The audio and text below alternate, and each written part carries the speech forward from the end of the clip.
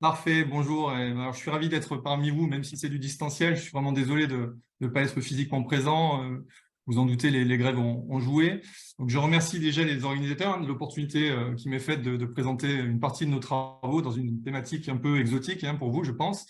Ce sont des travaux qui ont été conduits au sein de l'Institut des sciences du mouvement et qui ont été financés et soutenus par le CNES. Et ces travaux visent à mieux comprendre les adaptations de nos mouvements en environnement extrême, et en particulier dans des champs de force gravitaire modifiés. Je vais donc essayer de vous convaincre de la nécessité d'étudier le comportement sensorimoteur sur la Lune à des fins de compréhension et d'application multiples. Alors, diapo voilà, suivante, merci. Euh, à travers le premier projet que je vais vous présenter, le projet SimExplore, nous nous sommes tout d'abord intéressés aux adaptations motrices dans des environnements où la pesanteur était manipulée de façon directe ou indirecte. Et plus spécifiquement, ces adaptations motrices étaient étudiées dans le cadre de mouvements d'atteinte manuels impliquant le corps entier. Donc, comme vous pouvez le voir, nous avons comparé ces adaptations sur Terre, panel en bas à gauche, dans différents environnements subaquatiques, recréant une micro-pesanteur simulée. Et j'y reviendrai, puisque Peter a pu participer à ces études au départ. Et donc, nous avons également comparé ces adaptations à celles observées en vol parabolique lors de phases microgravitaires. J'y reviendrai. Donc, la question étant celle ici du transfert de nos conclusions à des environnements hypogravitaires tels qu'on peut les rencontrer sur la Lune. Voilà, merci. Animation suivante, s'il vous plaît.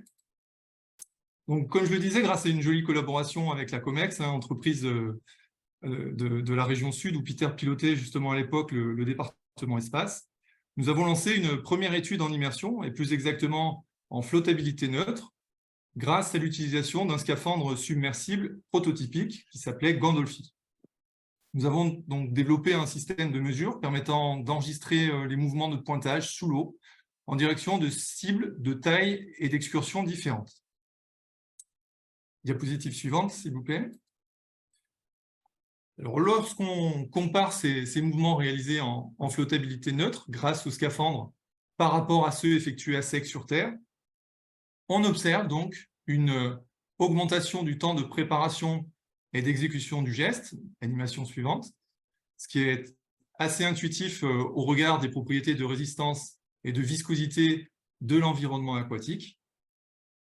Mais par contre, on se rend compte que la performance d'atteinte n'est pas dégradée, et ce, dès les premiers pointages, ce qui suggère déjà l'existence d'adaptations comportementales extrêmement rapides dans ces environnements.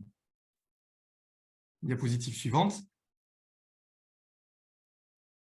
Nous avons ensuite transposé ce paradigme de pointage sur les cibles en vol parabolique. Bon, vous le connaissez, bien sûr, ça permet de générer des conditions de micropesanteur réelles lors de phases répétées entre 23 et 25 secondes chacune. Voilà, vous avez la vidéo, je pense, en visio. Alors, par comparaison un petit peu avec nos données au sol, nous retrouvons un allongement du temps de préparation et d'exécution du mouvement. Donc, animation suivante. Mais là encore, la performance du geste d'atteinte est conservée dès les premiers essais. Cela démontre finalement à nouveau l'étonnante plasticité, je dirais, du comportement moteur dont on fait preuve dans ces environnements extrêmes. Diapositive suivante, s'il vous plaît. Si l'on rentre un peu plus dans le détail, l'analyse précise du geste montre une réorganisation cinématique, l'organisation même du geste, quasi similaire entre les mouvements réalisés en flottabilité neutre grâce au scaphandre et ceux réalisés en micro-pesanteur. En particulier, la part du geste associée à la décélération programmée dans la commande motrice, ce que vous avez ici en vert sur le panel de droite et en noir sur le panel de gauche, eh bien, il est largement plus grand, cette phase de décélération est largement plus importante que sur Terre, et cette augmentation s'établit dans des proportions comparables de manière relative pour les deux environnements. Donc, animation suivante. Ce qui nous fait dire en fait que l'adaptation du geste, cette conclusion, l'adaptation du geste est comparable en flottabilité neutre et en micro-pesanteur. Voilà, diapositive suivante. Alors, si on s'intéresse à la suite du projet que je viens de vous exposer, dans cette continuité, nous avons lancé un second projet qui visait à étudier les corrections motrices qui s'établissent cette fois en cours d'exécution du geste, à la suite de perturbations inopinées, de perturbations imprédictibles. Alors, ces perturbations imprédictibles prenaient ici la forme de résistance mécanique qui se manifestait au départ du mouvement, au départ de l'action. On avait tout simplement un électroaimant qui procurait une résistance à certains moments, à certains essais, et qui donc perturbait l'initiation du geste. Nous avons eu la chance de tester ces aptitudes de flexibilité motrice en vol parabolique. Donc, lors de périodes de micro-pesanteur, comme vous pouvez le voir ici si vous lancez l'animation, j'espère qu'elle passera. Voilà, encore une action. Voilà, on se rend compte très clairement qu'au final, sur les premiers essais, on arrive à réaliser la tâche si on s'intéresse évidemment uniquement à la précision finale d'atteinte. Donc, ce n'est pas quelque chose d'extrêmement perturbant pour l'individu. Par contre, si on passe sur la diapo d'après, s'il vous plaît, voilà, on a donc une différence majeure, et c'est d'ailleurs une particularité de notre dernière campagne de vol, puisqu'on a pu mesurer ces performances lors de phases d'hyperpesanteur. Et vous le savez, donc à 1,8 G, on a dans ce contexte une performance qui est bien plus altérée. Vous pouvez le voir ici, on a vraiment des participants qui ont de grandes difficultés à atteindre la cible. Donc ça, c'est quelque chose qui nous questionne en termes de capacité adaptative, puisqu'on voit que ça se maintient en fait sur la durée d'une campagne pour l'ensemble des participants testés. Diapositive suivante, s'il vous plaît. Alors, nous avons donc des données un peu plus détaillées qui traitent de l'organisation motrice de ces différents segments corporels en fonction des contraintes appliquées. Mais clairement, se pose ici la question de la différence d'adaptation du geste face à différents niveaux de gravité.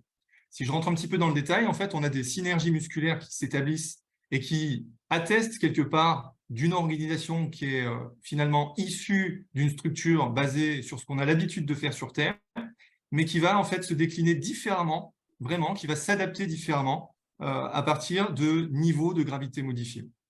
Donc la question fondamentale pour nous, c'est est-ce que ces capacités adaptatives qui sont mises à jour en microgravité ici sont transférables en gravité réduite ou résiduelle, comme sur la Lune.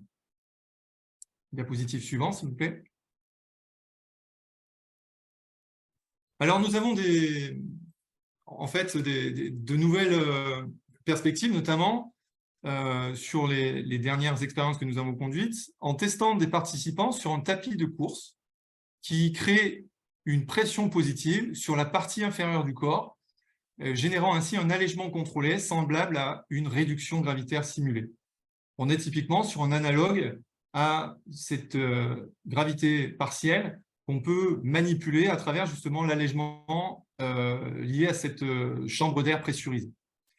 Et comme vous pouvez le voir, en fait, on va passer donc sur la diapo suivante, s'il vous plaît. Voilà.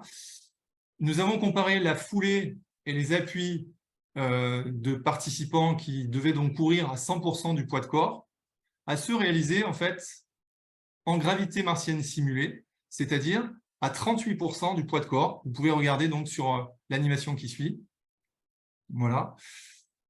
Et le complément qu'on a apporté dans cet allègement, entre guillemets, pour renforcer l'immersion et pour essayer de compenser la normogravité qui est finalement toujours présente au niveau vestibulaire, nous avons utilisé la réalité virtuelle pour corréler le déplacement physique simulé avec une dynamique visuelle qui représentait en fait un flux optique réaliste dans cet environnement allégé en gravité partielle. Voilà, donc nous avons, en termes de résultats, observé bien sûr des adaptations et surtout un patron d'adaptation spécifique à l'allègement, avec une diminution du temps d'appui, diminution du pic de force à l'impact, hein, bien sûr, lors de la foulée, et puis de la fréquence qui, naturellement, est associée à une augmentation du temps de vol par rapport à cet allègement. Mais ce qu'il y avait d'intéressant, en fait, dans nos mesures, c'est qu'on a vérifié que ces valeurs étaient modifiées de manière spécifique, encore une fois, au niveau de réduction gravitaire simulée. Diapositive suivante, voilà. Alors, il est apparu en complément de nos observations que cette exposition spécifique à donc, un environnement gravitaire simulé modifiait également la façon de percevoir l'orientation spatiale. Donc précisément, la course qu'on effectuait à 38% du poids de corps a semblé impacter l'intégration des indices visuels dynamiques dans la détermination de notre ressenti de verticalité. Donc, si vous lancez l'animation ici, vous allez voir un petit peu le protocole de ce jugement perceptif, en fait. Il s'agissait de maintenir la baguette alignée avec ce qu'on considère comme étant la verticale et que l'individu, en fait, comprenait comme étant la verticale posturale dans son environnement. Et ce qui est intéressant, c'est qu'on a pu démontrer, encore une fois, qu'une adaptation liée à cet environnement gravitaire simulé se faisait comme un repli, finalement, sur l'axe corporel comme référence de jugement.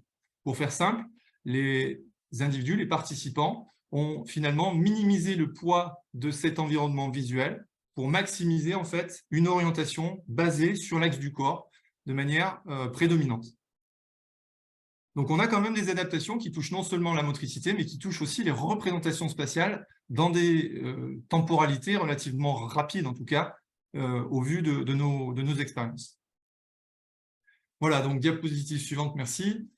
Alors, il nous semble en fait assez important de prendre en compte, évidemment, spécifiquement le niveau de gravité, et en particulier celui de notre satellite, où on a vu tout à l'heure que, bien évidemment, l'humain était essentiel à la bonne marche d'un certain nombre de missions et de relevés scientifiques.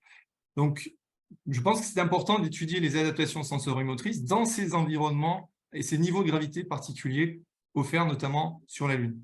Donc, d'abord à des fins de compréhension fondamentale pour enrichir les modèles de contrôle du geste, et ce, donc, à différents gradients gravitaires, je dirais. Ensuite, à des fins de préparation des futures missions lunaires pour optimiser les méthodes d'entraînement et d'exposition sensorimotrice. Et enfin, bien sûr, dans une perspective un peu appliquée ou translationnelle, où ces recherches pourraient être transférées dans des domaines, dans des protocoles de rééducation sensorimotrice, utilisant par exemple l'allègement du membre comme méthode de réhabilitation. Donc voilà, ça va bien au-delà, bien évidemment, de la préparation à nos futures missions lunaires, mais on peut utiliser en fait dans cette science des aspects applicatifs qui peuvent toucher bien sûr des domaines notamment médicaux. Voilà, donc j'en ai terminé. Je vous remercie de votre attention. J'ai fait un exposé forcément succinct et je suis prêt donc à répondre à vos questions. Je vous remercie. Merci Lionel.